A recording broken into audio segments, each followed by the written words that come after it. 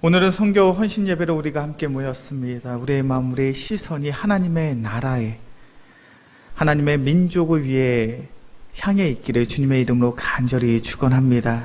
우리가 신앙생활을 하다 보면 우리의 마음, 우리의 시선이 참 나의 문제, 나의 삶, 그리고 우리의 신앙의 여정에만 국한되어 있는 경우가 많습니다. 그렇게 우리 영광교회에서 한 달에 한 번 드려지는 선교 헌신 예배가 매우 의미가 있는 시간인 줄로 믿습니다. 이 귀한 예배 시간을 통하여 하나님의 마음을 품을 수 있고 하나님이 꾸게 하시는 하나님의 나라의 귀한 비전을 우리의 마음속에 품을 수 있는 우리 귀한 성도들이 되어지길 소원합니다. 우리는 계속해서 사사기서의 말씀을 보고 있습니다. 우리 기드온의 아들 아비멜렉이 지난주에 어떤 악행을 저질렀는지 우리가 좀 살펴보았죠. 기드온은 아들이 70명이 넘는 아들들이 있었습니다. 그 중에 아비멜렉이라는 그 아들이 왕이 되고 싶어하는 그 마음에 의해서 70명이나 되는 형제들을 다 죽이고 자신의 탐욕, 자신의 욕심에 사로잡혀서 결국에 왕이 되고 맙니다. 그러나 하나님께서는 악인의 형통함을, 악인의 잘됨을 결단코 관망하지 않으셨죠. 하나님께서 아비멜렉에게 큰 징계와 심판을 내리게 되십니다. 그리고 아비멜렉의 세대는 곧 종식되게 되었죠. 오늘 본문의 말씀은 그 이후의 시대를 이야기하고 있습니다. 하나님의 징계와 심판에 의해서 아비멜렉은 비참한 최후를 맞이하게 됩니다. 그리고 오늘 본문의 말씀을 보면 그 이후에 돌라와 야일이라는 하나님이 세우신 지도자 사사들에 의해서 50년 가까이 평화의 시기를 보내게 되었다는 것을 보게 되죠. 먼저 사사기 10장 1절과 2절의 말씀입니다. 하나님께서 세우신 사사 돌라가 어떠한 사역을 감당했는지 사사기 10장 1절과 2절의 말씀 함께 봉독합니다. 아비멜렉의 뒤를 이어서 이사갈 사람 도도의 손자 부하의 아들 돌라가 일어나서 이스라엘을 구원하니라. 그가 에브라임 산지에 3일에 거주하면서 이스라엘의 사사가 된 지 23년 만에 죽음에 3일에 장사되었다. 아비멜렉 이후에 하나님께서는 돌라라는 사사를, 지도자를 이스라엘 백성의 지도자로 세워주셨습니다. 그리고 이 돌라는 23년 동안 나라를 통치하고 다스리게 되었습니다. 그의 사역은 매우 짧게 성경에서 기록되어 있죠. 그 전에 있었던, 기존에 있었던 다른 사사들과는 다른 그러한 이야기입니다. 그 전에 우리가 살펴보았던 사사들은 그들의 삶 속에 극적인 드라마틱한 이야기들이 있었어요. 그래서 우리는 그런 극적이고 드라마틱한 이야기를 통해서 그 사사가 당대에 어떤 사역들을 감당했는지, 그리고 하나님은 어떠한 인도하심을 경험했는지를 우리가 좀 살펴볼 수 있었습니다. 그런데 오늘 사사 돌라에 대해서는 너무나도 성경이 단순하게 기록하고 있습니다. 하나님께서 그를 세우셨고 23년 동안 사역케 하시고 그가 결국 죽게 되었다. 성경에 어떤 극적인 드라마틱한 어떤 기록이 없다라는 것은 어떠한 상황을 의미하는 걸까요? 성경에 어떤 드라마틱한 극적인 그런 기록이 없습니다. 그것은 그의 시대가 참으로 평화롭고 안정적인 시대였다라는 거예요. 그 문제나 어려움 없이 나라를 잘 다스리고 통치했기 때문에 어떠한 성경에 어떤 드라마틱한 극적인 그런 사실과 이야기들을 다루고 있지 않는 것입니다. 어찌 보면 사사 돌라는 지금까지 우리가 살펴보았던 다른 지도자들보다 더 현명하게 지혜롭게 그 나라 그 민족을 잘 다스린 것처럼 보여져요. 큰 문제 없이, 큰 분란 없이, 큰 다툼 없이 하나님의 뜻대로 그 나라, 그 민족을 인도함으로 인해서 긴 시간 동안 평화롭게 안정적인 시간을 가지게 되었습니다. 그리고 돌라 이후에 야일이라는 사사가 지도자로 세움을 받게 되죠. 사사기 10장 3절부터 5절까지의 말씀입니다. 사사기 10장 3절에서부터 5절까지의 말씀을 함께 봉독합니다. 그 후에 길앗 사람 야일이 일어나서 22년 동안 이스라엘의 사사가 되니라. 그에게 아들 30명이 있어 어린 낙이 30을 탔고 성읍 30을 가졌는데 그 성읍들은 길앗 땅에 있고 오늘까지 하본 야일이라 부르더라. 야일이 죽음에 가몬에 장사되었더라. 돌라 이후에 야일이라는 사람이 이스라엘의 지도자로 세움을 받게 됩니다. 그는 23년 동안 나라를 잘 다스리게 되죠. 매우 평화롭게 안정적으로 나라를 잘 다스렸다라고 기록되어 있습니다. 특별히 특이사항이 있다면 그에겐 아들이 30명이었어요. 이 모습은 기드온의 모습과 조금 흡사한 것처럼 보여져요. 기드온에겐 70명의 아들이 있었죠. 그리고 야일에게는 30명의 아들이 있었습니다. 이 30명의 아들이 장성하게 되니까요, 아비였던 그 야일을 그 자녀들을 위해, 장성한 자녀들을 위해 적당한 소유를 준비하게 됩니다. 그래서 나귀 30마리, 성읍 30개를 자신의 아들들에게 주었다. 그것이 야일이라는 사사의 특이사항 정도가 될 것 같아요. 오늘 성경의 말씀을 보면 하나님이 세우신 사사 2명이 등장을 합니다. 돌라와 야일이에요. 그들의 사역을 살펴보면 표면적으로 매우 평화롭고 안정적으로 50년 가까이 되는 그 시기를 이스라엘 백성을 잘 다스리고 통치한 것처럼 보여집니다. 그런데 영적인 관점으로 보았을 때도 그렇게 안정적이고 평화로운 그러한 시기를 보냈는가? 꼭 그런 것 같지는 않아요. 우리 사사기 10장 6절의 말씀을 함께 봉독하겠습니다. 사사기 10장 6절의 말씀 함께 봉독합니다. 이스라엘 자손이 다시 여호와의 목전에 악을 행하여 바알들과 아스타롯과 아람의 신들과 시돈의 신들과 모압의 신들과 암몬 자손의 신들과 블레셋 사람들의 신들을 섬기고 여호와를 버리고 그를 섬기지 아니하므로. 사사기 10장 6절에서 기록하고 있는 내용이 무엇입니까? 야일이라는 하나님 세우신 그 지도자가 죽게 된 이후에 이스라엘 백성이 하나님 앞에서 범죄하기를 시작을 합니다. 우상 숭배를 하게 되죠. 특별히 그들이 섬겼던 우상들이 얼마나 많은지 바알들과 아스타롯과 아람의 신들과 시돈의 신들과 모압의 신들과 암몬 자손의 신들과 블레셋 사람들의 신들을 섬겼다라고 기록되어 있어요. 가나안 땅에 있는 원주민들이 섬겼던 그 모든 우상들을 지금 이스라엘 백성이 다 숭배하고 있는 거예요. 그리고 그들의 완악함이 얼마나 컸는지 6절 하반절의 말씀을 보니까 여호와를 버리고 그를 섬기지 아니하므로. 그 전까지 이스라엘 백성이 우상 숭배를 할 때 이스라엘 백성은 하나님을 숭배하면서 하나님께 예배하면서 우상을 숭배하곤 했습니다. 세상적인 표현으로 한다면 양다리를 걸치고 있는 거죠.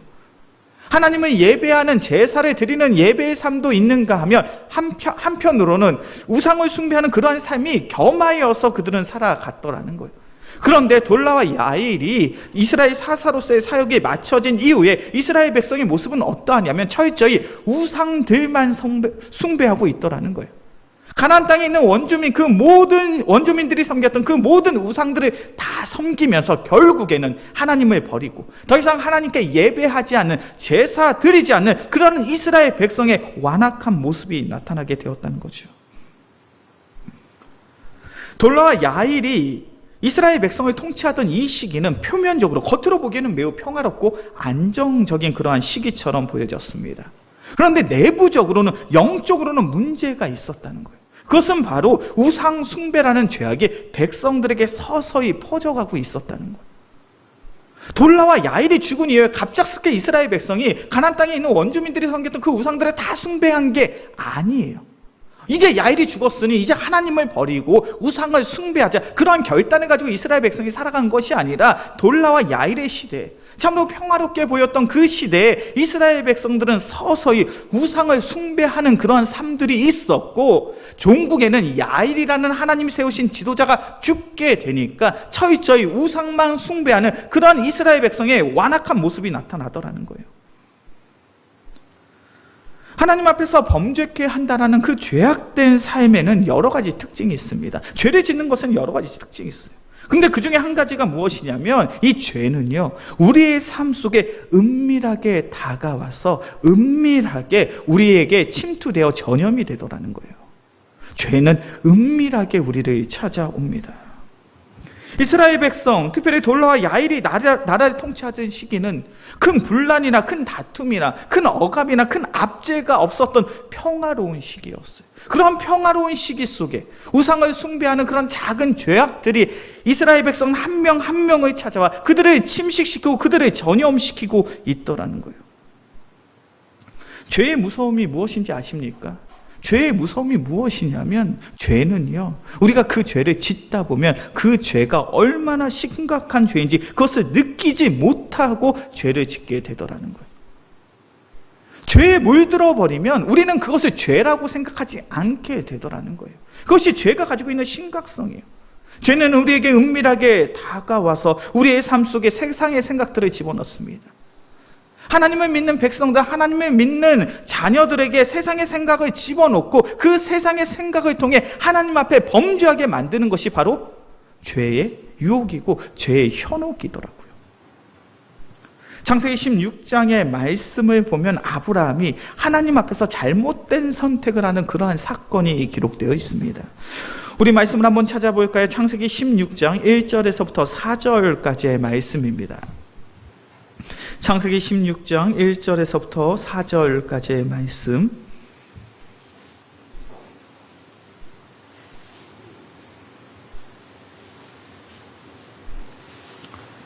창세기 16장 1절에서부터 4절까지의 말씀, 제가 이제 우리 성도님들이 한 절 교독해서 보겠습니다. 아브라함의 아내 사레는 출산하지 못하였고 그에게 한 여종이 있으니 애굽 사람이요 이름은 하갈이라.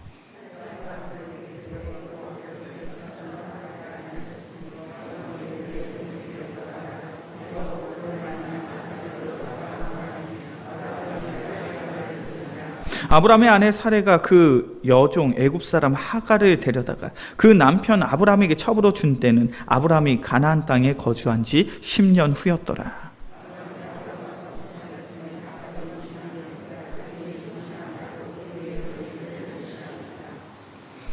창세기 16장의 이 사건은 우리가 너무나도 잘 알고 있는 사건이죠. 하나님께서는 아브라함에게 복의 근원이 될 수 있는, 모든 민족의 아비가 될 수 있는 놀라운 축복과 은혜를 허락해 주셨습니다.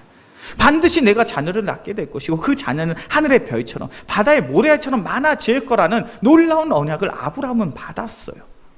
그런데 오늘 본문의 말씀을 보니까요, 3절의 말씀이죠. 아브라함이 가나안 땅에 거주한 지 10년이라는 시간이 지났습니다. 10년이란 시간이 지났음에도 불구하고 여전히 아브라함과 사라는 자신의 자녀들을 낳을 수 없는, 출산할 수 없는 그런 상황 속에 놓여져 있더라는 거예요. 이제 아브라함의 나이가 86세입니다. 더 이상 아들을 낳을 수 없을 것만 같은 그러한 상황이 초래가 된 거예요. 그러한 상황 속에서 아브라함과 사라의 선택이 무엇입니까? 사라가 아브라함에게 이야기합니다. 나의 여종 하갈과 동침을 하십시오. 그래서 여종 하갈을 통해 아들을 낳는다면 그 또한 하나님의 뜻이 아니겠습니까? 그래서 아브라함은 아내의 말을 들었습니다. 사라의 여종 하갈과 동침함으로 그 하갈이 임신을 하게 된 사건이 오늘 본문의 이야기예요. 아브라함이 여종 하갈을 통해서 임신을 한 이 사건은 하나님의 뜻입니까? 하나님의 뜻이 아닙니까? 하나님의 방법, 하나님의 뜻이 아니잖아요. 하나님께서는 하나님의 때 하나님의 방법대로 아브라함과 사라에게 아들 이삭이라는 놀라운 축복의 선물을 예비하고 계셨어요. 그런데 아브라함은 사라는 그 축복의 때를 기다리지 못합니다. 하나님의 놀라운 선물을 기다리지 못하고 인간적인 방법을 취하게 돼요. 이것은 하나님 앞에서 명백히 범죄함이죠. 하나님의 때를 기다리지 못하고 세상의 방법을 취하여서 자신의 만족, 자신의 유익을 구한 하나님 앞에서의 큰 죄를 지금 아브라함이 범하고 있는 거예요.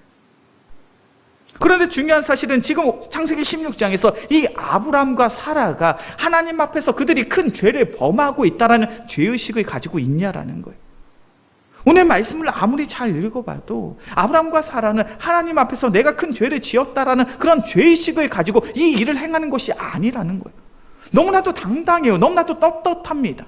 왜요? 당시에는 여종을 통해서 자녀를 낳는 것이 너무나도 일반적인 일이었기 때문에 그래요.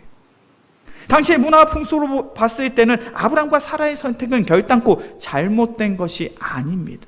그러나 하나님의 기준으로 보았을 때, 하나님의 방법으로 보았을 때 이 아브라함과 사라의 선택이 잘못된 죄라는 것이죠. 아브라함과 사라의 문제가 무엇입니까? 가나안 땅에 10년 동안 정착해 있으면서 세상의 생각이 그들의 마음속에 들어오는 거예요. 세상의 가르침이 그들의 중심을 잡기 시작을 하는 거예요. 그렇게 하나님의 은혜의 때를, 하나님의 축복의 방법을 기다리지 못하고 인간적인 방법이, 인간적인 계획이 하나님의 뜻과 하나님의 방법보다 앞서게 되더라는 거예요. 가나안 땅에 정착한 그 10년이라는 시간 동안 아브라함의 마음속에, 아브라함의 생각 속에 세상의 생각이 들어와서 그들을 너무나도 자연스럽게 죄를 범하게 만드는 그러한 모습이 창세기 16장의 이 안타까운 사건이 아닙니까? 우리가 살아가는 이 시대도 얼마든지 그러한 것 같아요. 우리는 신앙생활을 하면서 우리의 마음속에 그런 마음, 그런 생각이 있습니다. 이 땅 가운데 내가 얼마나 더 살겠냐. 이 땅 가운데 살아가매 하나님 보시기에 참으로 좋은 거, 귀한 거, 아름다운 성도의 삶을 살다가 내가 천국 가리라. 우리는 그러한 바람과 그러한 기대의 마음을 가지고 신앙생활을 하고 있잖아요. 그런데 잘 생각해 보셨으면 좋겠어요. 내가 하는 신앙의 삶 속에, 신앙의 여정 속에 세상의 생각들이 들어와 있지는 않습니까? 그리고 그 세상의 생각들에 의해서 내가 하나님의 나라를 꿈꾸고 하나님의 민족을 바라보며 하나님의 나라를 위해 살아가기보다는 나의 만족과 나의 유익과 나의 즐거움과 나의 쾌락을 위해서 우리가 신앙생활을, 종교생활을 하고 있지는 않냐라는 거예요. 제가 청소년 사역을 하고 있을 때 한 목사님이 저랑 통화를 하고 있는데 그 목사님도 청소년 사역을 하고 있었거든요. 청소년 사역의 부흥에 대한 굉장히 큰 갈망과 열망을 가지고 있더라고요. 그러면서 이 목사님이 어떤 결정을 하게 됐냐면, 어떻게 하면 학생들이 교회에 나올 수 있을까, 그런 고민 속에 어떠한 결정을 내렸냐면 교회에서 컴퓨터 게임 대회를 열었어요. 상금도 걸어놓고 학생들이 좋아하는 게임 대회를 열어서 아이들이 교회에 나와서 게임하고 우승을 하면 교회에서 상금까지 주겠다. 그리고 그 교회에 학생들이 놀 수 있는 놀이 공간을 준비를 했어요. 그리고 그 놀이 공간에 이제 콘솔 게임기라고 이야기하는 게임기를 준비하고 컴퓨터를 준비하고 아이들이 자유롭게 와서 게임할 수 있는 그런 공간을 만들어 준 거예요. 제가 그 모습을 바라보면서 그런 생각이 들더라고요. 아이들이, 세상에 있는 학생과 아이들이 교회에 오는 거 분명히 중요한 문제입니다. 그런데 교회에 오는 것보다 더욱 중요한 문제가 무엇입니까? 교회에 와서 말씀을 들어야죠. 찬양의 기쁨을 누릴 수 있어야죠. 기도하는 것이 얼마나 큰 은혜인지를 깨달을 수 있는 그러한 가르침이, 그러한 교육이, 그러한 훈련이 그들 속에 있어야 되는데, 너무나도 인간적인 마음으로 일단 교회에 오기만 하면, 모이기만 된다면 그것으로 만족하려고 하는 그런 모습들이 있더라고요. 제가 그 모습을 보면서 너무나도 안타깝다라는 생각이 들었습니다. 교회에 모이는 것도 중요한 일이겠지만 교회에 모여서 하나님의 말씀이 얼마나 달콤한지, 찬양의 기쁨이 무엇인지, 우리가 간절히 기도할 때 하나님께서 나의 기도에 어떻게 응답해 주시는지, 그러한 영적인 깨우침을 얻게 된다면 그것이 교회가 존속하는, 교회가 존재하는 바른 이유와 목적이 아니겠습니까? 우리가 살아가는 이 시대에 세상의 가르침은 그런 것 같아요. 교묘하게 우리의 마음속에, 우리의 생각 속에 세상의 생각들을 집어넣어서 우리의 신앙생활들을 왜곡시키고 변질시키고자 하는 그러한 잘못된 모습들, 그것이 죄의 특징이잖아요. 그리고 죄의 두 번째 특징이 무엇입니까? 죄는 더해지고 또 더해져서 더욱 큰 죄를 짓게 만들더라는 거예요. 오늘 본문의 말씀을 보면 이스라엘 백성은 참으로 다양한 우상을 숭배하고 있습니다. 바알들과 아스타롯과 아람의 신들과 시돈의 신들과 모압의 신들과 암몬 자손의 신들과 블레셋 사람들의 신들을 섬기고, 이스라엘 백성은 우상을 숭배하는 것에서 그들의 범죄함이 멈춘 것이 아니라 결국에는 하나님을 떠나게 됩니다. 더 이상 하나님을 떠나고 하나님을 섬기지 않는 하나님이 택하신 민족이 되었다는 거예요. 그렇게 7절의 말씀을 보니까 하나님께서 그들의 완악함을 내버려 두실 수가 없죠. 7절의 말씀이죠. 여호와께서 이스라엘에게 진노하사. 하나님께서는 이스라엘 백성을 바라보며 진노하고 계세요. 큰 화를 쏟고 계십니다. 어찌 너희가 나를 떠나 우상을 숭배할 수 있느냐. 이스라엘 백성은 하나님의 징교, 하나님의 심판을 피할 수가 없어요. 그렇게 18일 동안 하나님의 징교와 하나님의 심판으로 이방 민족에게 억압과 압제를 당하게 됩니다. 죄라는 것은요, 더욱더 큰 죄를 낳을 뿐이에요. 어떤 죄를 내가 지은 다음에 그 다음에 내가 그것으로 만족하고 더 이상 죄를 짓지 않는 그런 죄는 없더라고요. 한 번의 죄는 두 번째의 죄를 만들고, 두 번째의 죄는 세 번째의 죄를 만듭니다. 세 번째의 죄는 네 번째의 죄를 만들고, 내가 행했던 그 죄는 점점 더 커져서 나를 좀먹게 되므로 결국 하나님을 떠나버리게 만드는 그러한 결과를 초래하더라는 거예요. 창세기 16장에 등장하는 아브라함과 하갈의 범죄함도 그랬잖아요. 아브라함과 하갈이 동침을 했습니다. 그리고 그 결과 하갈이 임신을 하게 됐어요. 하갈이 임신을 했다는 것은 좋은 일입니까? 나쁜 일입니까? 아브라함의 입장에서, 사라의 입장에서 그건 좋은 일이에요, 나쁜 일이에요? 굉장히 좋은 일이죠.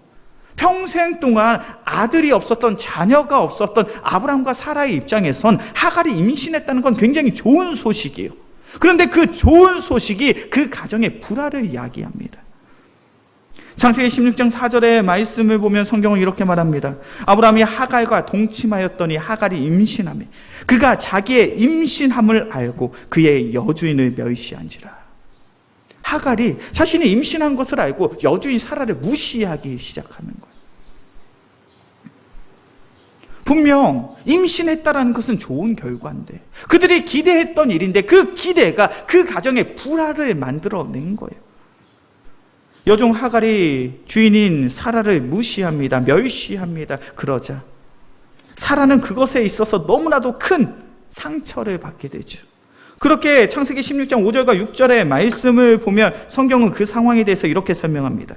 사라가 아브라함에게 이르되 내가 받는 모욕은 당신이 받아야 옳도다. 내가 나의 여종을 당신의 품에 두었거늘 그가 자기의 임신함을 알고 나를 멸시하니 당신과 나 사이에 여호와께서 판단하시기를 원하노라.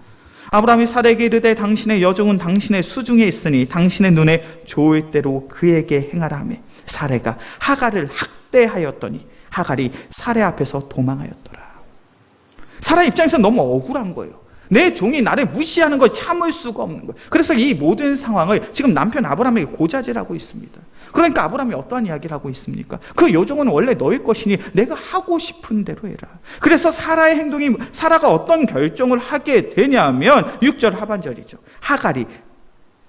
사라가 하갈을 학대하였더라. 아브라함의 가정은 여종 하갈이 임신하기 전까지는 매우 화목한 가정이었습니다. 매우 평화로운 가정이었어요.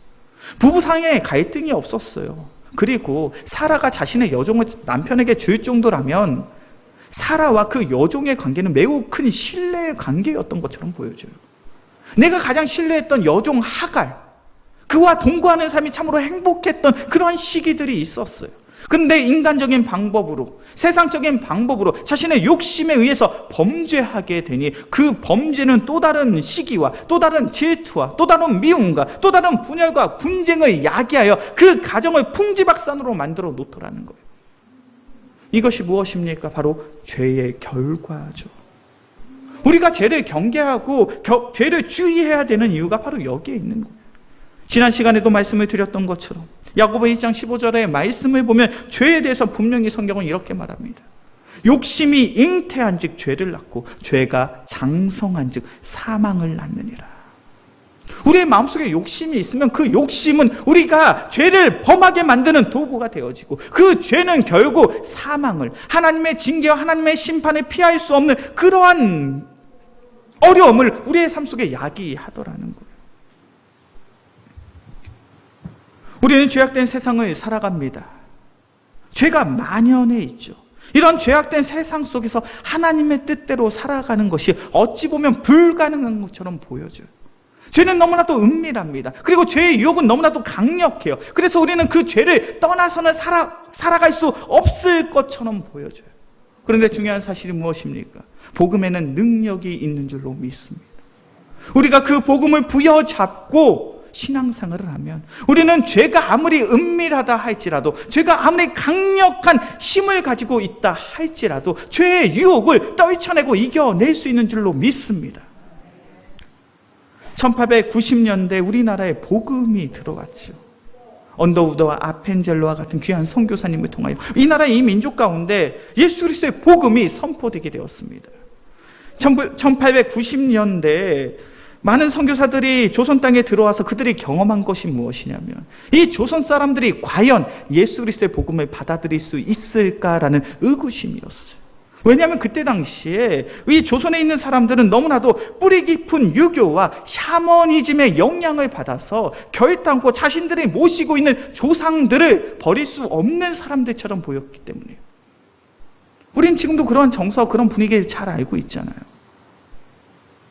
우리 한국이 갖고 있는, 우리 조선 민족이 갖고, 이 나라 이 민족이 가지고 있는 그러한 뿌리 깊은 유교의 정신, 그리고 샤머니즘의 영향.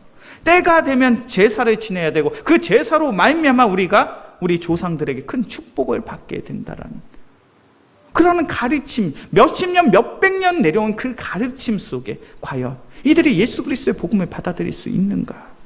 많은 선교사들이 그런 의구심을 가지고 있었다는 거예요. 철저히 우상을 숭배하는 그러한 습관들이, 그러한 문화가, 그러한 풍습이 너무나도 팽배해 있더라는 것이죠. 그런데 이 나라 이 민족 가운데 놀라운 일이 일어납니다. 선교사들이 전한 예수 그리스도의 복음이 뿌리를 내리기 시작을 하죠.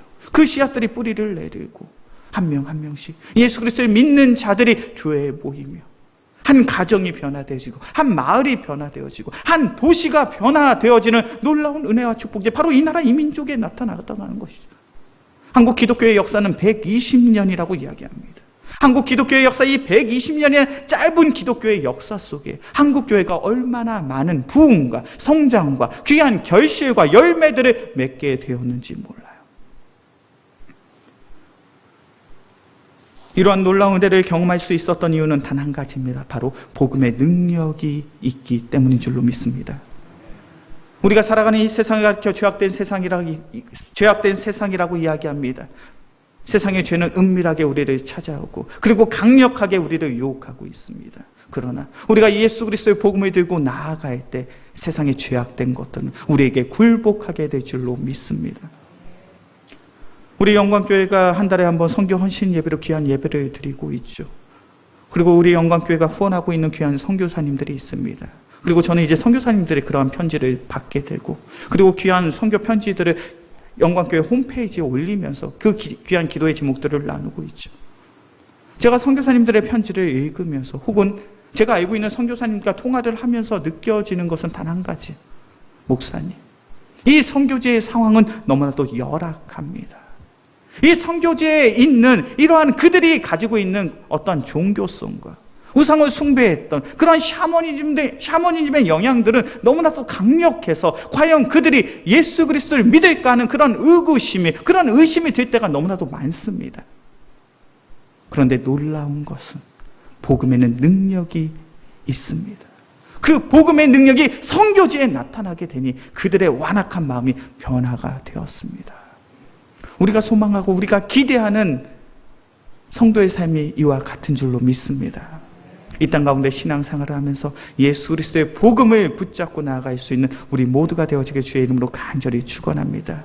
우리가 온전히 예수 그리스도의 복음만을 가지고 나아갈 때 세상에 죄악된 것들이 아무리 강력하고 아무리 은밀하게 우리를 넘어뜨리려 한다 할지라도 우리는 수많은 영적인 전쟁에서 반드시 승리하며 하나님의 나라를 우리의 삶을 통해 이루고 성취하게 될 줄로 믿습니다.